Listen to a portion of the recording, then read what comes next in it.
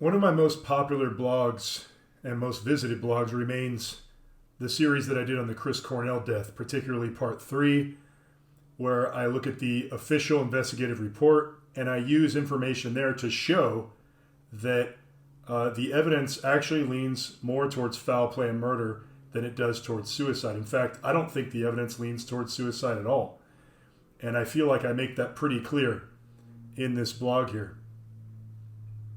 One thing I stayed away from was trying to put forth my theories as to why Chris Cornell was murdered or why he died.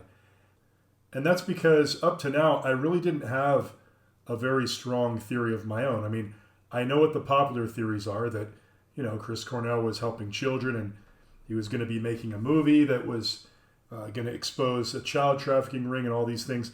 And I'm not saying that's not true. I just can't corroborate it because I don't really know.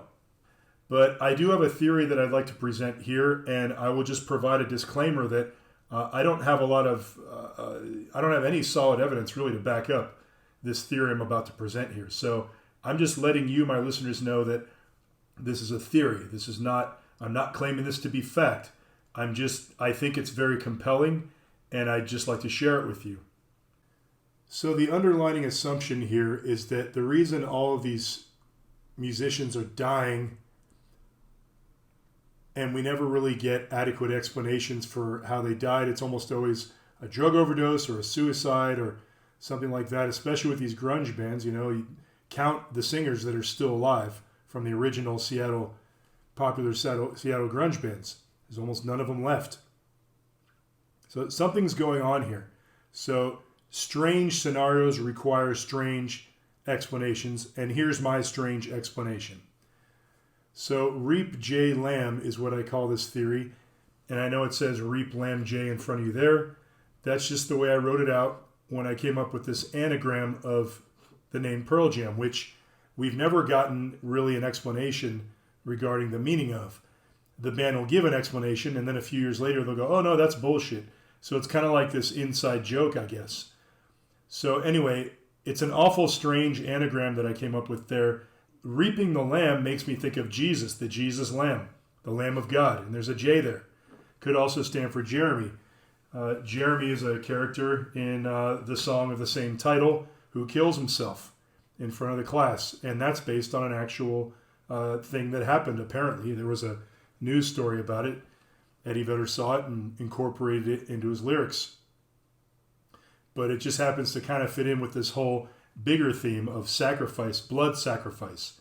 And what I'm talking about is the idea that fame and fortune is gained by making some kind of deal, whether it's Robert Johnson at the Crossroads, a blood sacrifice. A lot of people think that Brian Jones was murdered. In the case of Billy Shears, if you read the memoirs of Billy Shears, he gives a very graphic account of someone killing Brian Jones and claiming that he was possessed by Satan, and when he did it and doesn't remember doing any of it. Who knows what's true and what isn't. But, this is a school of thought that goes back and has a lot of history. And where there's smoke, there's fire. So I'm just sort of running with it here. So I'm going on the assumption that Andrew Wood was a sort of sacrifice.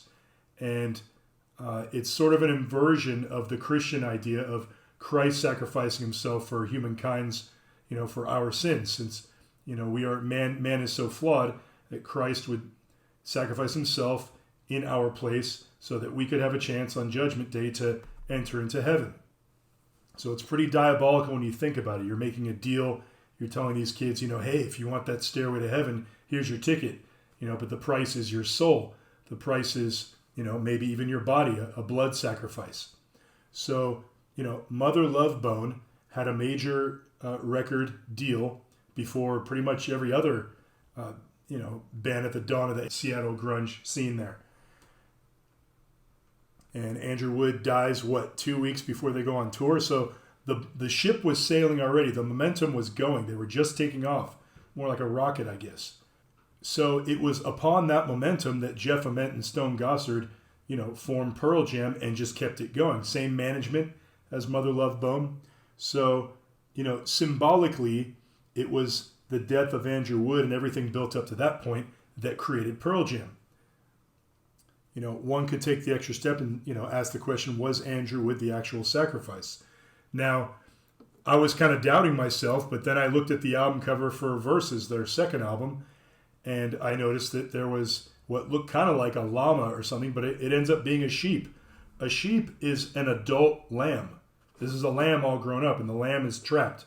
So, there's a consistency with the symbolism. I'm not going to get all into it here because I already went over it in my previous blogs, R.J.L. You can look at those if you want more information on that. But I'm seeing a consistency here with the numbers as well. 5 against 1. That was the original title of this album. The 5 band members, supporting the 1 here, which is the Illuminati, the triangle at the top of the pyramid.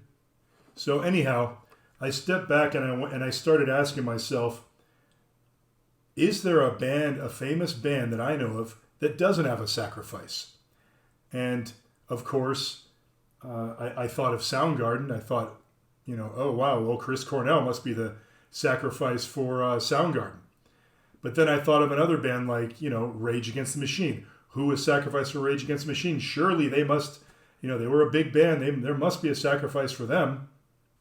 When I first heard about Audioslave, that it was going to be Chris Cornell singing basically in place of Zach, who had left Rage Against the Machine, I thought, wow, that probably would sound really good, really interesting.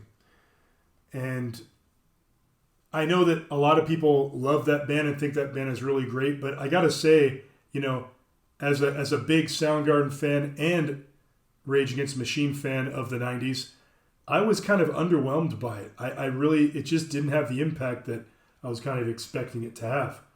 And maybe I just wasn't the target audience. I just thought everything about it was slightly underwhelming compared to what I thought it would be. There's moments, of course, there's some songs I really like, but overall, they didn't seem to mesh to me. I mean, you read interviews with Tom Morello and he's talking about the magic in the studio or whatever and all this stuff. I don't know. I never really got the chemistry. Maybe it just went over my head, but something about it just seemed a little weird, like maybe a little forced or something. And after about 3 albums, I think it was done.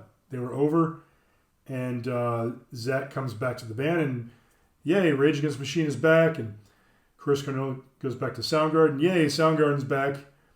And then come 2017, and that's the end of Audioslave reunions and Soundgarden reunions because Chris Cornell died.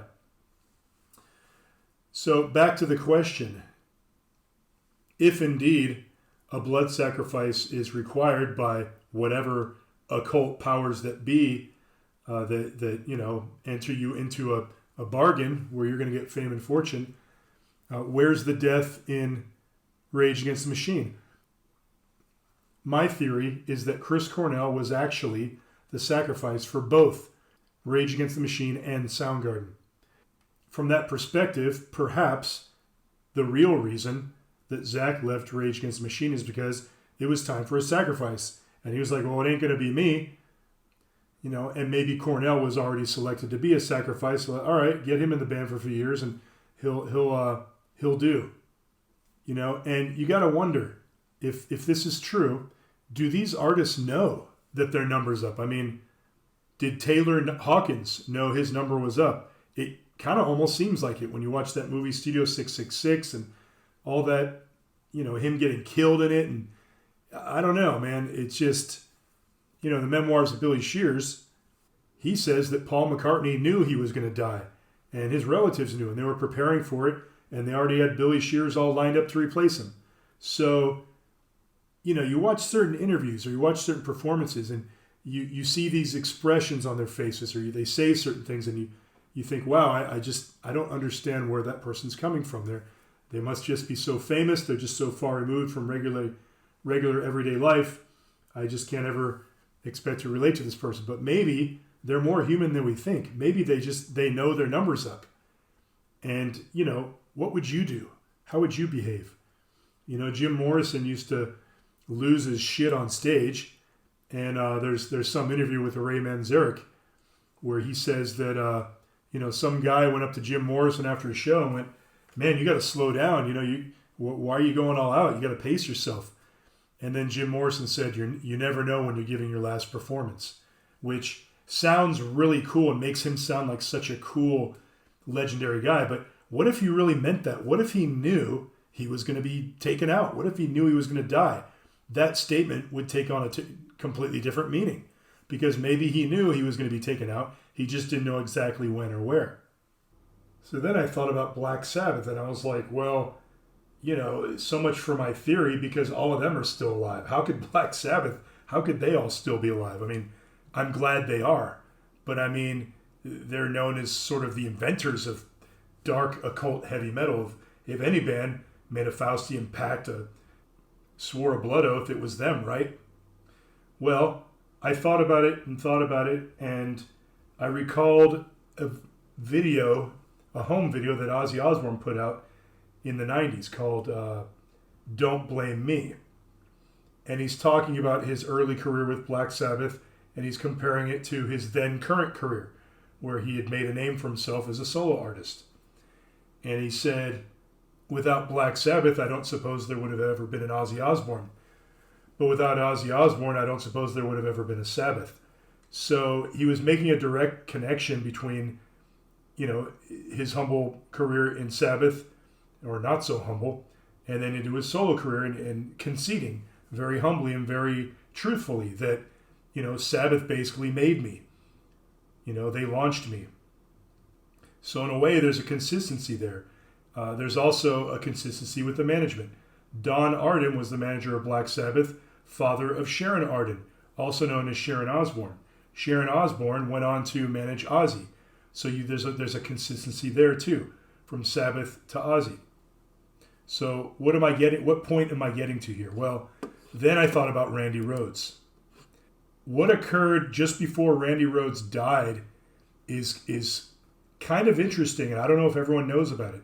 We all know about the plane crash, which I think most Randy Rhoads fans will concede, anyone who's really looked into it, that it's a little bit fishy. And we also know that Randy had an affair with Sharon at some point.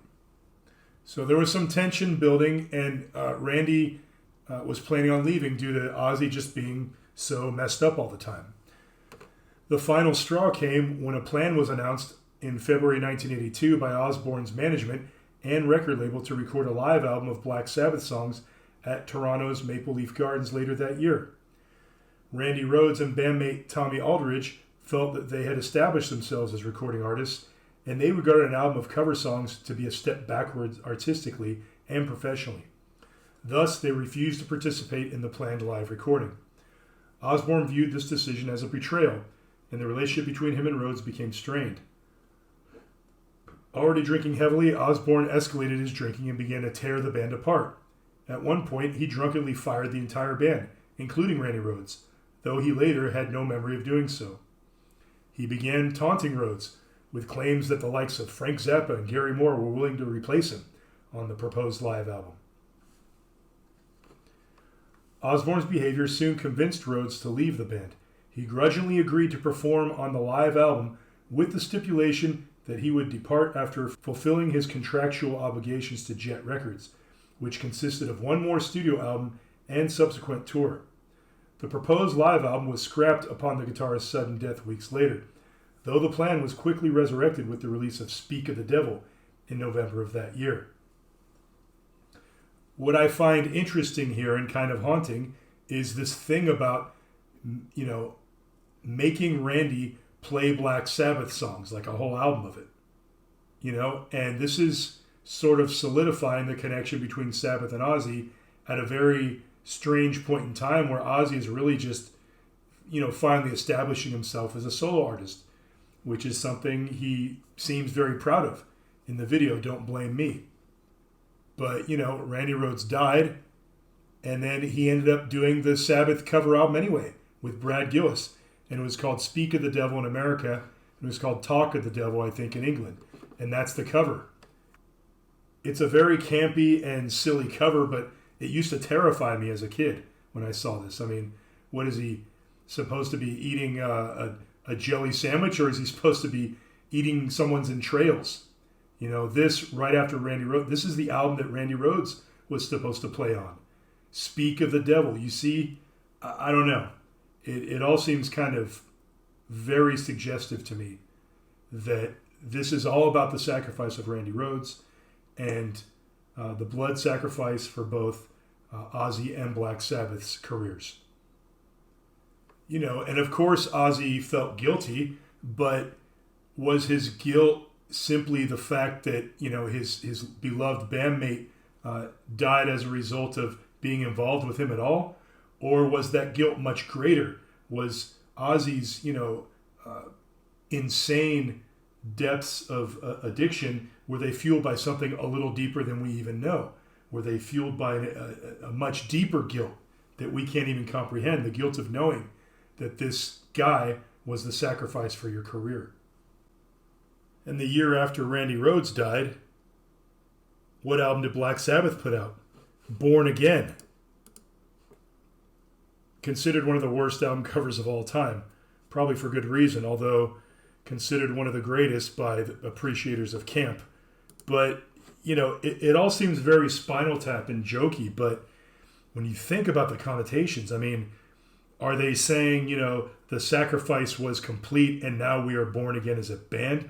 I mean, think how many times Black Sabbath was reborn. It's a success. I mean, we tend to give Tony Iommi credit for just being that solid rock of quality throughout the years of Black Sabbath, but was there something more going on there? You know, did he have assistants that we don't know about? You know, and at the time, Dodden Arden was managing them, Sharon Osbourne's father. Let's talk about Van Halen for a minute here. Now, Van Halen's not a band you associate with any kind of like satanic rituals or blood oaths or sacrifices. But the first song on the first album is Running with the Devil, which is a fun song. It has that classic Van Halen sound. As soon as that riff comes in, you just want to jump and party and drink and have a good time. But why the devil? Why Running with the Devil? So we're at this website. I think it's the Van Halen newsdesk.com, VHND.com. So there's this whole page dedicated to Dimebag Darrell. Darrell's partner was Rita Haney at the time that he died. Here's some pictures, I guess, from the funeral of Dimebag, where Zakk Wylde came with Eddie Van Halen, and Eddie Van Halen was supposedly so drunk, smashed out of his head, that Zakk kind of had to keep him together, keep him from totally crashing the whole thing and embarrassing everyone and himself. Which is weird because he didn't know Dimebag Darrell that long. In an interview with Metal Monthly, Rita explained further, "We had just seen Van Halen in Midland, Texas a few weeks earlier, and that was the first time Dime ever got to meet Eddie." This is just a few weeks before Dimebag Darrell died, okay? So he only knew him a few weeks. They hung out before and after the show. Dime even got to play Eddie's rig at Soundcheck. He was like a kid in a candy store, the way his eyes were lit up. He told me later in that limo, which Van Halen provided. How cool is that? Anyway, he leaned over and looked me right in the eyes and said, "If I died tonight, it wouldn't matter because I've done everything now. I've met Eddie Van Halen, and he had the biggest smile on his face. He was so happy." When Ed came in at the viewing, they're talking about the viewing of the casket at the funeral, he had the guitar, but it wasn't the guitar we expected. He told Vinny and I that Dime was an original, and only an original deserves the original. He popped open the case, and there it was, his original 79, still with the rusted set of strings on it. It was so amazing. I took it into Dime, and I said, "See, baby, you didn't get a replica. You got the one." And I gave him a kiss on the forehead and placed it in there with him. Ed was awesome, and I thank him still. So they're talking about the Bumblebee guitar, the one that was on the back of Van Halen 2, this guitar right here. Apparently that was Dimebag's favorite guitar, and he was in talks with Eddie Van Halen about getting a replica. But I wonder about this meeting between Dimebag and Eddie Van Halen just weeks before he died. Was this more planned than it seemed on the surface? So this line, "If I die tonight, it wouldn't matter," is kind of weird, especially in combination with what Terry Glaze supposedly said about this event, was that when he saw Eddie Van Halen put the guitar inside, or Rita put the guitar inside Dimebag's coffin. Terry Glaze was the original Pantera singer before Phil Anselmo, and he allegedly said, if you told Dime, 30 years ago that Eddie was going to put the guitar in his casket, he would have said, "Kill me now." And I just think these are very strangely timed quotations. I don't think they're a coincidence. I think there's something else going on here. The fact that Dimebag was buried in a Kiss casket, there's a connection there to Van Halen, because supposedly Gene Simmons was the one who discovered Van Halen when they were called Mammoth. And supposedly there's a demo floating around out there somewhere with the Van Halen brothers playing with Paul and Gene to possibly replace Ace and Chris during I think it was the Love Gun period. But, Kiss had their sacrifice, and that was likely Eric Carr. But who was Van Halen's sacrifice? I think it was Dimebag Darrell. And I think this whole display and Eddie Van Halen getting shit-faced drunk and making a fool out of himself at the funeral and putting the guitar in there, I think this was all about homage to Van Halen. It's all about making the connection to Van Halen to make it real obvious that that's what was going on here, that that's what it was about. Did you know that Dimebag Darrell's last words, as far as we know, were Van Halen? Van Halen's impact is further felt as the words Van Halen were actually Dimebag's last words spoken before he was tragically murdered. Van Halen was something Dime would say to his brother Vinny before a live performance to inspire them both to play a fun, lively, rocking show.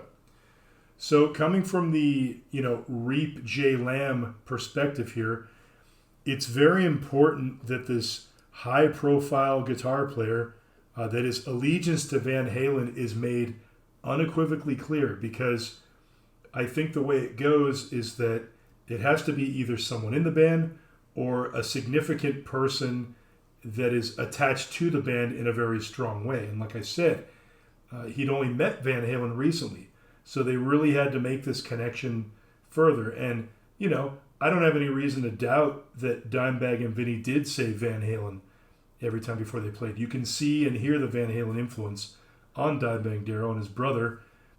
So, one just wonders, how far in advance was Dimebag perhaps groomed for this position? And I know this is all very diabolical, what I'm suggesting here. And some people, I'm sure it's going to piss someone off. And all I can tell you is, again, I'm not passing it off as fact. I'm not saying I know this for sure. But, I'm just tired of seeing all this death and getting no explanations. So I'm sorry if my wild imagination is putting forth something that maybe freaks you out. But I think there might be something to this. Maybe I'm not completely right. Maybe I'm partially right. Maybe I'm all wrong. Maybe I'm dead on. I don't know. Time will tell, I suppose.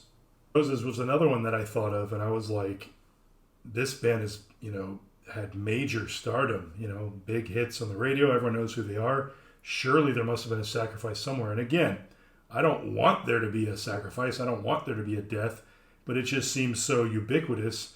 It's almost like someone must have died somewhere here.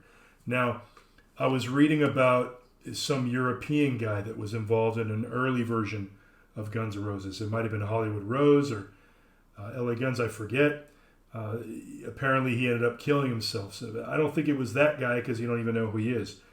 I think that one important aspect of these sacrifices is they need to be very high profile. Yet, how do you keep that sort of under the radar? Well, I think side projects are a good way to do this. I think this is one way that they do this. So what was the side project? Well, Velvet Revolver.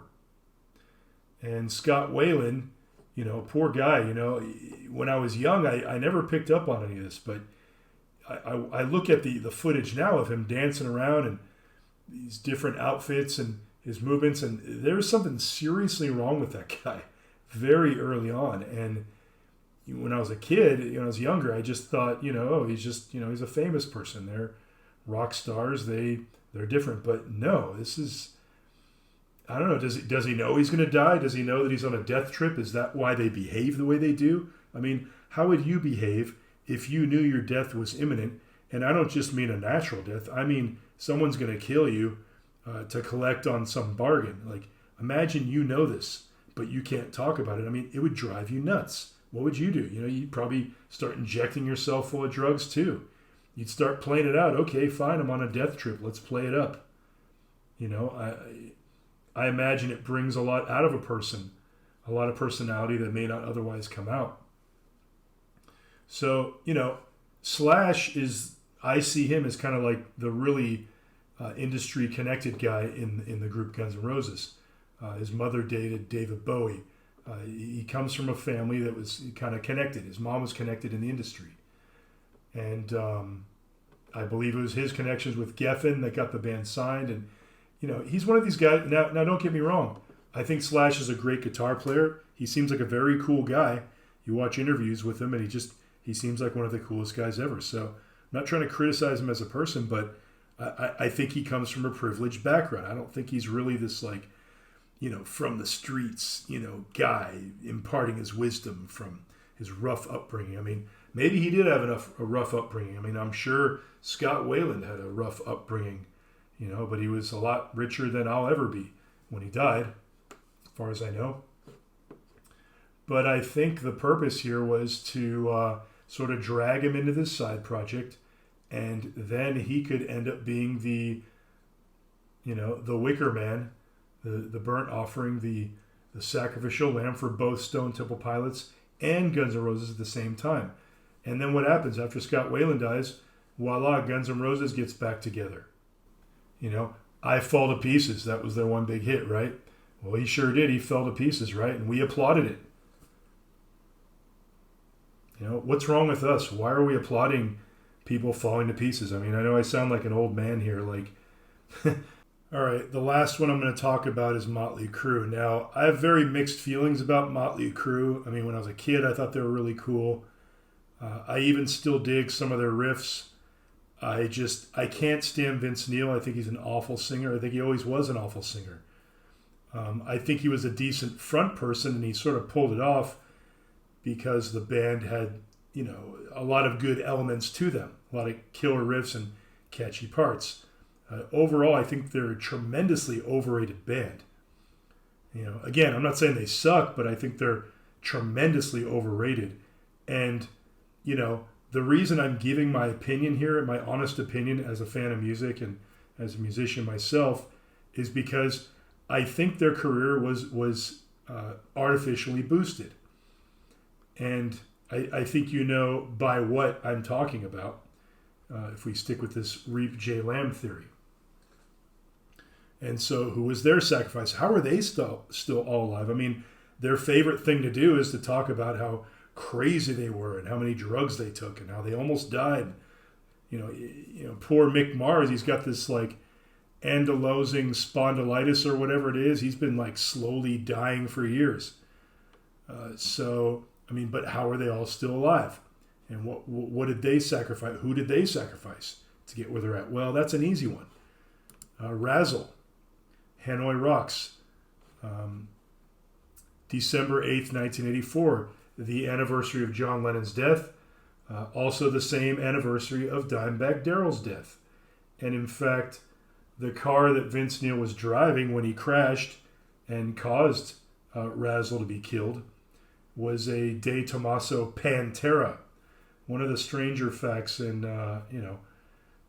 creepy rock history. So, you may not have heard of Hanoi Rocks, but they were an up-and-coming band right at the same time Motley Crue was. They're from Europe. And, this basically